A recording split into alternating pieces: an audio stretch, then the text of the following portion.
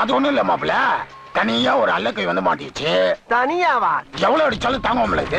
அடிச்ச நீயே வரியா? இவனா? இவன் என்ன போட்டுருவான்றியா? சிங்கமுடி முத நீ போய் நம்ம டீமோட மரியாதையை காப்பாற்ற போடா. பையன் சார் இந்த பால்சாமி. தாவேக அரசு மேல, அறநிலைத்துறை மேல உதயநிதி ஸ்டாலின் அவர்கள் ஒரு குற்றச்சாட்டை வைக்கிறாங்க.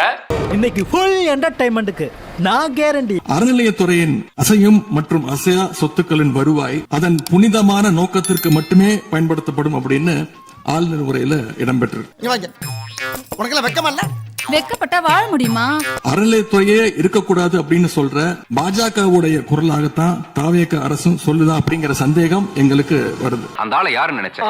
அவருடைய ரேஞ்ச் என்ன தெரியுமா? மரியாதை என்ன தெரியுமா?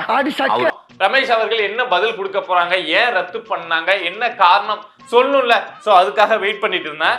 சோ ரமேஷ் அவர்கள் கிட்ட இருந்து வந்த அந்த பதில் அப்படிங்கிறது எனக்கு அவ்வளவு திருப்தியா இருந்தது. அந்த கோவில்களில் பொதுமக்களுக்கு தேவையான தங்குமிட வசதிகள், அடிப்படையிலான கழிப்பறை வசதிகள் போன்ற இந்த வசதிகளை மேம்படுத்துவதை காட்டிலும் இவர்கள் கமர்ஷியலாக கோவில்களுக்கு திருமண மண்டபங்கள் கட்டுவதிலும் வணிக வளாகங்கள் கட்டுவதிலும் எங்க பாட்ட காசை கண்ட இடத்துல நீ இறச்சி விட்டுருக்க. இன்னைக்கு உன்னை செம பெரட்டு பெரட்டா விட மாட்டேன்.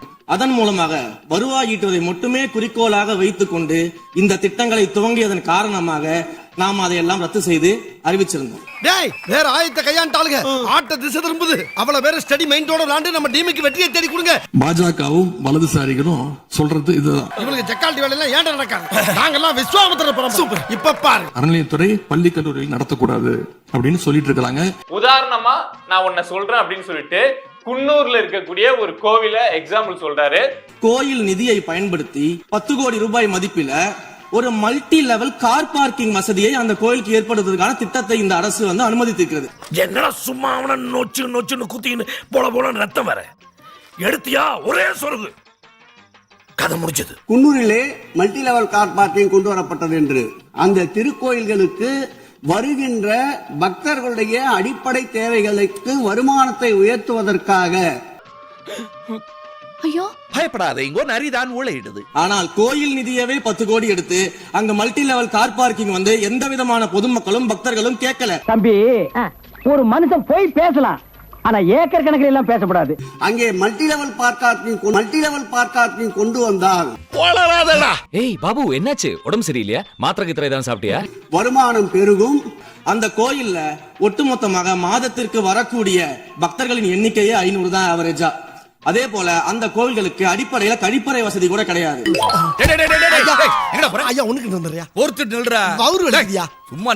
அந்த வருமானம் திருக்கோயில்களுடைய மேம்படுத்துகின்ற பணிகளுக்கு உதவும் என்பதற்காகத்தான். அது எப்படா நெஞ்சில கொஞ்சம் கூட ஈரம் இல்லாம இவ்வளவு பெரிய பொய் சொல்ற? அந்த பணிகளை மேற்கொண்டோம் என்பதை பேரவைத் தலைவர் வாயிலாக அமைச்சருக்கு தெரிவித்துக் கொள்கிறேன்.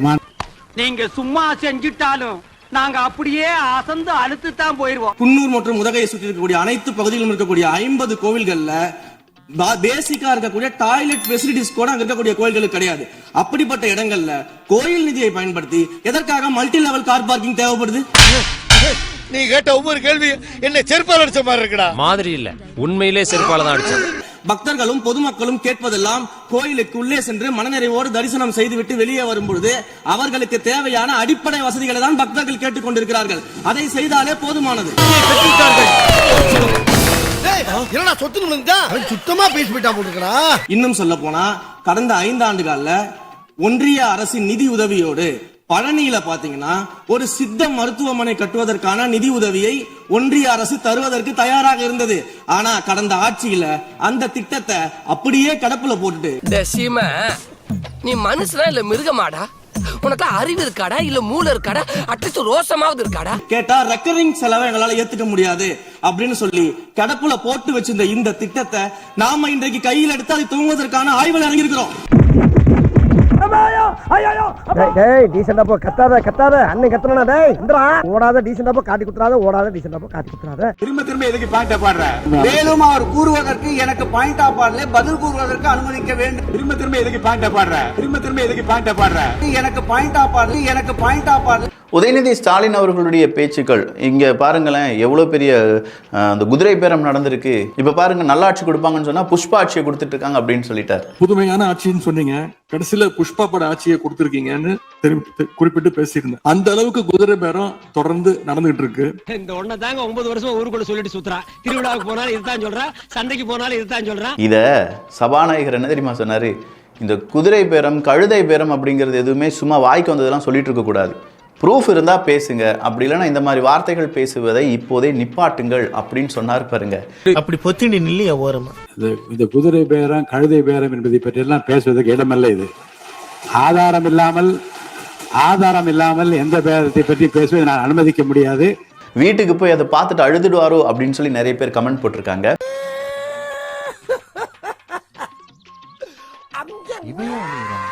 உதயண்ணா தம்பி தாக்கப்பட்டார். இப்போ தெருவுல போற நாய் வந்து கட்சி மாதிரி இருக்கு. பங்கு யாருன்னு தெரியுதா? தெரியுது. திமுரா தௌலத்தா சொல்றேன். ஓ உதயண்ணா தம்பிடா. நான் தம்பின்றதுக்காக ஒரே காரணத்துக்காக வந்து இப்படி வந்து படுத்துட்டு இருக்காரு பாருங்க. பாருங்க, அவர் பேண்ட்ல வந்து யூரின் போற அளவுக்கு வந்து அவங்களை வந்து பயன்படுத்திருக்காங்க. ஐயோ, நம்ம மைண்ட் எங்க போகுது? அவர் யூரின் பாஸ் பண்ணிருக்காரு. பேண்ட்ல யூரின் கரை அப்படியே தெரியுது. கிளீனா வாட்ச் பண்ணீங்கன்னா பேண்ட்ல யூரின் கரை தெரியும். பேண்ட்ல யூரின் கரை இருக்குது. அப்போ அவர் யூரின் பாஸ் பண்ணிருக்காருன்னு தெரியுது. நீ பயப்படாத, ஈஸி நார்மலா, நீ பயப்படாத. என்னடா அவார்டா கொடுக்குறாங்க, இப்படி ஆக்ட் பண்றியா? திருப்பி சொல்றியா? உதயண்ணா தம்பி தராதரம் ஒழிக. உதயண்ணா தம்பிடா. எந்த பயனும் இல்ல. எப்பா வாப்பா இது ஐசுல நாய் மாதிரி கொத்தி எடுப்பீங்க. திமுக கட்சிகள் ஐசுல நாய் மாதிரி கொத்தி எடுப்பீங்க. நான் வீட்டோட ஓடுமா? ஏய், இவன் சரியான பைத்தியம் இல்ல, சரியாகாத பைத்தியம்டா. உங்க தலைவர் வந்து சினிமால ஆட்டம் போடலாம், பட் எங்க உதயண்ணா ஆட்டத்தை, ரசிகர் மன்றத்தோட ஆட்டத்தை பார்த்திருப்பீங்க. பட் சட்டமன்றத்துல உதயண்ணா ஆட்டத்தை பார்த்துட்டீங்கன்னா உதவாநிதி ஆட்டத்தை தான் நாங்க பார்த்தோம். என்ன பாத்தீங்க? ஆட்டமா ஒரு ஆடினாரே ஒரு படத்துல. ஓகே மச்சான் மேல ஒரு அமுக்கு, கீழே ஒரு அமுக்கு, இது ஒரு டான்ஸ்.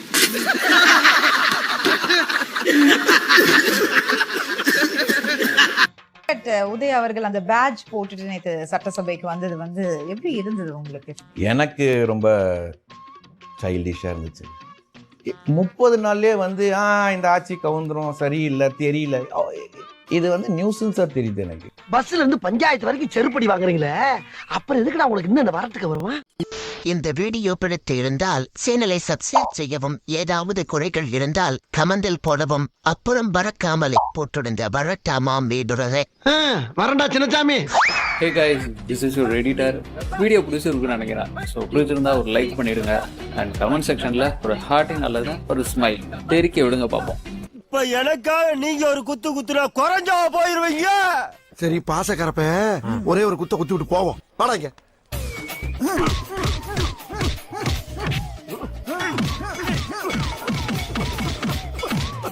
போதுமில்லடா, போடா.